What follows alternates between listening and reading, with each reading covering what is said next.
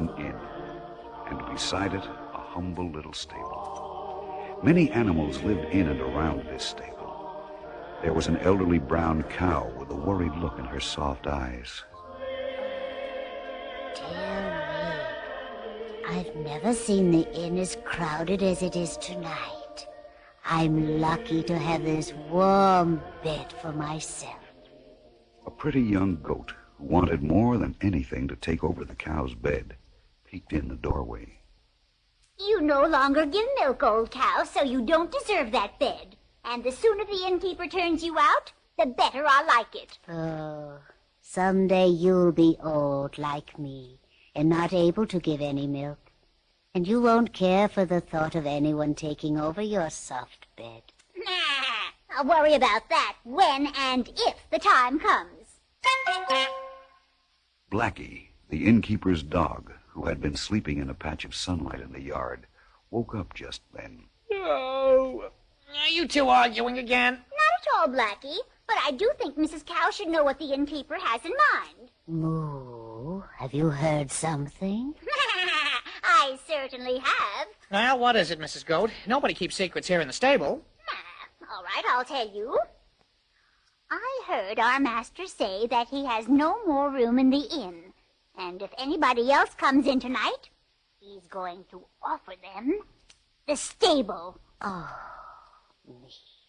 I knew it would come to this someday. Now, Mrs. Cow, you mustn't worry. Maybe no one else will arrive at the inn tonight.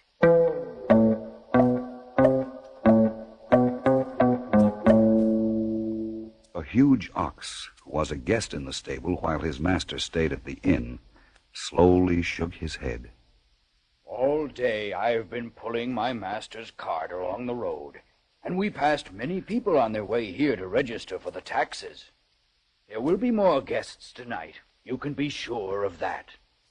It was growing dark. Night was coming. The night that was to be the most wondrous the world has ever known.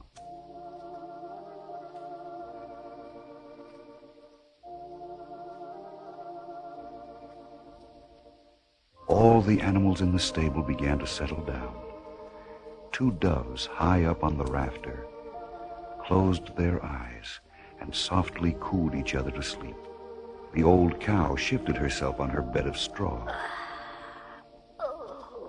and closed her eyes. Mrs. Goat stretched out on the ground. This isn't too bad. Still, there's nothing better than a nice bed of straw, like Mrs. Cow's. The orange-colored cat, leaving the kitchen doorway of the inn, came over to the stable and sat down beside Blackie the dog. Meow. There's something different about tonight, Blackie. Something special. Special? Oh, I know. Because there are more guests at the inn, there are more scraps for you from the kitchen.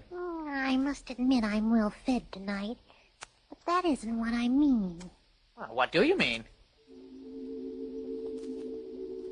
Listen. Don't you hear it?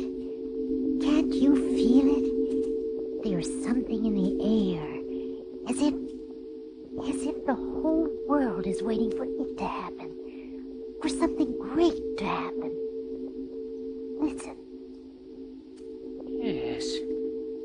Yes, now I do hear something. Oh, I'd better start barking the alarm. No, wait. It's a warm, friendly feeling in the air. Nothing to be afraid of. Nothing for you to warn against. Yes, but what is it? I don't know, Blackie. But it's coming closer. Sit here beside me and we'll keep watch together. Very well. As the dog and the cat watched from the stable doorway, a man came into the dark courtyard leading a small gray donkey. On the donkey's back sat a woman. The man led the donkey to the inn and gently knocked on the door. In a moment, the door was opened. The man asked the innkeeper for a room, explaining that they had traveled over the hills from Nazareth to the north, and that his wife, who soon would have a child, was in need of a place to rest. The dog and cat, watching from the stable, saw the innkeeper shake his head and then point in their direction. Our master has told them that the inn is filled. Uh-oh. They're coming over here. We'd better wake up our friends. Shall I bark? No. You'll frighten the guests that are coming. Meow. Meow. Wake up. Wake up. Meow. What is it? What's wrong? What's that I hear? Oh, I was sleeping so comfortably that... What's that unusual sound? It's just as I thought. More visitors. In the stable doorway, the man looked around and saw there was no room for his wife or himself. But the elderly brown cow, seeing how weary the woman looked, slowly hoisted herself to her feet. She must travel no further. I shall give her my bed. How can you bear to part with it? Can't you see how badly she needs a place to rest? But you never offered it to me. Stop arguing, Mrs. Goat, and get out of the way so that they can reach the bed. Oh, very well. The man, who was known as Joseph, led the donkey bearing his wife across the little stable floor to the cow's soft straw bed. Then, gently he lifted the woman, Mary, from the donkey's back and lowered her onto the straw. The little donkey blinked its large gray eyes. Thank you. Thank you for giving my mistress your bed. I'm glad that I was able to. I knew that bed would be taken away from you someday. It wasn't taken, Mrs. Goat. I offered it. But if you hadn't offered it, Quiet, all of you. Can't you see that our guests want to rest? Once more the animals settled down, with the old cow now sleeping on the hard ground with the goat. The doves went back to sleep on the rafter, and the cat and dog, standing outside in the cold, continued to wonder at the strangeness of the night. I've never seen the stars so near and bright. Nor I. And I've noticed something else. There isn't a sound now. There's nothing at all. Not a breeze or anything. Why do you think the night is so still? I have no idea. But I have a feeling we'll soon find out. Look, the lamps in the inn have been turned down. Now there's no light at all except from those stars. All of the animals in the stable were awakened at the same time as they heard the wondrous sounds which seemed to come from all around them, and even from the starlit heavens. At that moment, no one else in Bethlehem or Judea, or even in the whole world, knew of the great miracle taking place, except those within that humble stable.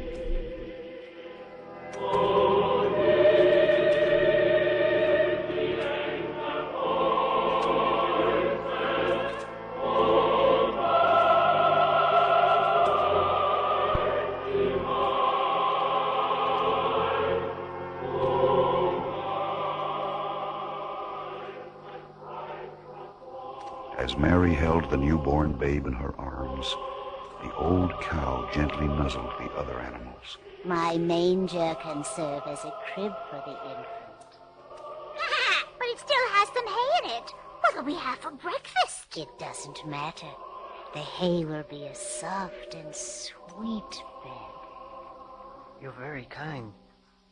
I'll nudge my master so that he'll see your offering. Master? Master? He sees it. The woman is going to place the tiny baby there. You're right, old cow. I don't mind our hay being used for this child. But the night is cold.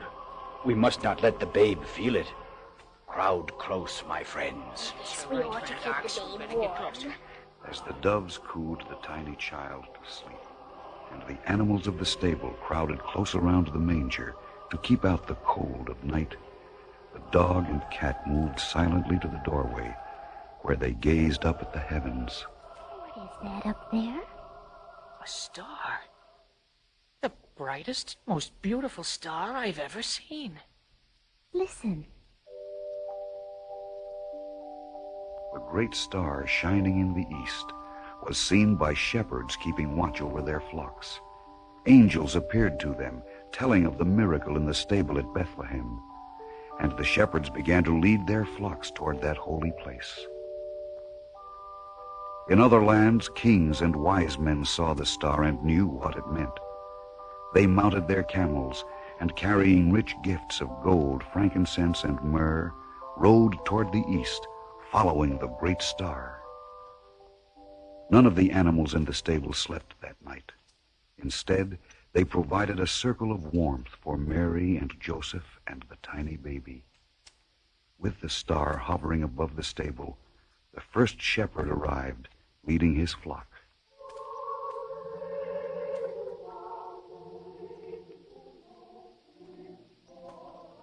As the shepherd knelt before the holy infant, one of his sheep, a heavy ram with curving horns, stuck his nose in the doorway and peered around. Stay out. We don't need any sheep in here. I go wherever my master leads, and he has brought us here. I too wish to see the infant and give it warmth. There's no room around the manger. Nevertheless, I and the rest of my flock can give the infant warmth. You see what my master carries across his shoulders? A blanket made from our soft wool. Let me remind him of what must be done with the blanket. Moving to where his master knelt, and taking the edge of the blanket in his mouth, the ram tugged gently at it until it fell from the shepherd's shoulders. Then the ram moved to the manger and left the blanket there. Mary gave him a grateful look as she tucked the warming wool around the baby. As the first fingers of morning light reached into the courtyard, the dog and cat sat together in the stable doorway and watched the approach of the first caravan of visitors. Shall I bark and warn our master at the inn? You'd wake up the infant. Oh, you're right. I won't make any noise. Here comes the caravan. The people are going in to worship the Holy Child. I wonder where they're from. Meow. That big camel over there looks friendly. Why don't you ask him? Yes, I will. Where are you from, camel? Across the desert. Our masters followed the star and it led them here. You may go into the stable and see the babe if you wish, camel. Every living thing is welcome there.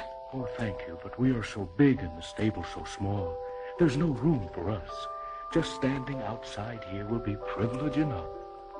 In the golden light of that glorious morning, the courtyard of the inn and the stable itself was filled with people and animals, all paying homage to the newborn babe, a king for all time. And it could be that the most happy beings on earth were the animals who gazed with soft eyes upon the Christ child. There were the doves sitting high on the rafter above the manger. That night, they had cooed the holy infant to sleep.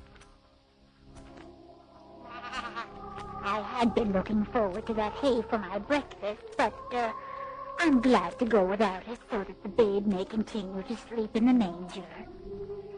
People say that an ox is good only as a beast of burden. But last night I proved them wrong. Last night my huge body gave warmth to the King of Kings.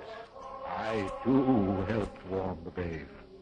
My master covered the holy infant with a blanket of wool. Wool which came from me and my flock. They said I was too old to be of use to anyone, but I was the first to offer my straw bed to our guests and my manger to the babe. As long as there is anything on earth that I can do, I shall never truly be old.